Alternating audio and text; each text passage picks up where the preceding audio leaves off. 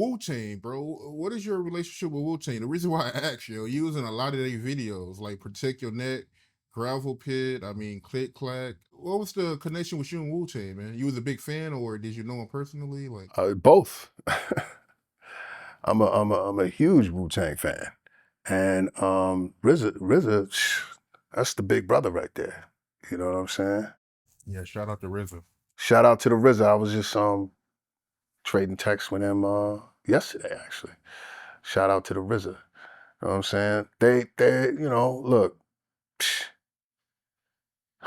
I mean, what could I possibly say? I don't think their lyrics should be written on paper. They should be written in scrolls. You know what I'm saying? The the layers, the talent, the imagery, the wisdom. There's nothing I can say about them that hasn't already been said. And I'm definitely a Wu head, and I plan on catching them on tour at least a couple of times before the end of the last tour. You know what I'm saying? Yeah, man. Yeah, look, anytime they have some kind of a creative endeavor that you know, it would make sense for me to be a part of, I'm there. You know what I'm saying? I'm there.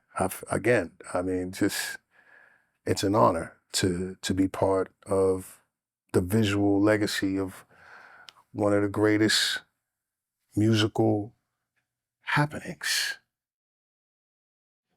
Wu-Tang. Yo, did you know Big? No, I didn't. I didn't know Big. I knew people who knew him, but I'm from Harlem, and at that time, you didn't get out necessarily a whole lot of Harlemites hanging out in Brooklyn. You know, it happens all the time nowadays, but back then, you know what I mean? It wasn't necessarily a whole lot of cross-pollination necessarily, you know, at least unless you're like, a superstar producer or whatever kind of thing like that. But generally speaking, cats from Harlem wasn't really hanging in Brooklyn a lot, and, vice versa. Back then, that was a different time. You was actually at the vibe party the night that, everything happened, right? Mm-hmm. Mm-hmm. I was there, yeah. I remember when I left the party, I remember seeing him sitting in the truck in the front seat, you know what I mean? Or, where he was sitting. And I remember thinking like, wow, why I remember thinking to myself, it's like a little bit visible, you know what I mean? Thinking that maybe, they should have him sit somewhere else, you know what I mean? That's like a very clear, vivid memory I had as I was walking out, because I walked out and then I lived not too far away from there, so I was on foot. So it couldn't have been too long after I left, because they were in the carport. So they would have been leaving, like I left right before everything happened, basically, you know? So I just remember thinking, wow, he shouldn't be sitting there. I remember thinking that. No disrespect, it was just a thought that came through my mind, you know what I mean? Yeah. Gotta ask you, man, something I didn't know, and it was actually real good music, yo. You got a rock band? I do. I'm glad you brought it up. My band is called 13 Purple Dragons. 13 Purple Dragons. I play lead guitar and lead vocals. And on bass, we have Mel Diggs. And on drums, we have Tobias the Kid. And, rock and roll is in my DNA, man. It's what I'm about. So it's been a long time coming.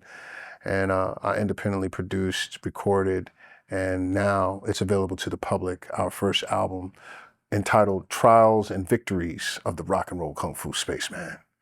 And you can go on my Instagram page, The Real Bokeem, and find the link to pick it up at Apple, iTunes, and Spotify, I think, and all those kind of different outlets. Yeah, the music pretty good, man. How long you been making rock music, man? I've been playing music forever, bro. I've been playing guitar since I was like 15. So forever, and playing in various bands.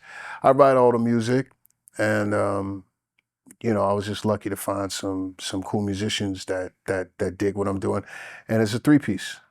It's three piece, man. So it's just me on guitar and vocals, bass player and a drummer, and we go hard, man. And this is just our first foray, the opening salvo. And we got two more albums worth of material that we'll be recording over the next couple of years, I guess. So stay tuned. Yo, I remember, if I'm not mistaken, you was in the Waterfalls video, right? Yeah. With F. Gary Gray directing before he blew up, you know. Great cat, by the way. Shout out to F. Gary Gray. Great cat. How was that? Like, how did that come about, yo? Well, first of all, I was disappointed because I was like, okay, I get to set and I'm looking around and I'm like, where's TLC? You know what I'm saying? I'm like, where are they?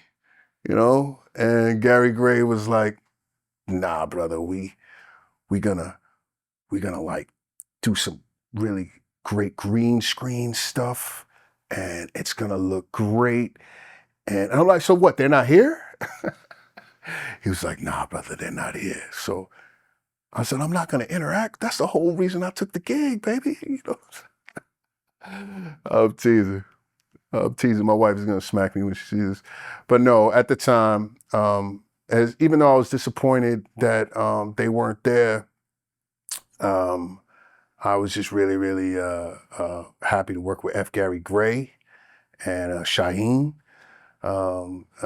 And just, you know, I felt like he was a visionary. I knew from the conversations that I had with him, I knew that he was going to go places. He was one of them type of people that I was telling you about earlier that I got a sense of, okay, this cat is going places.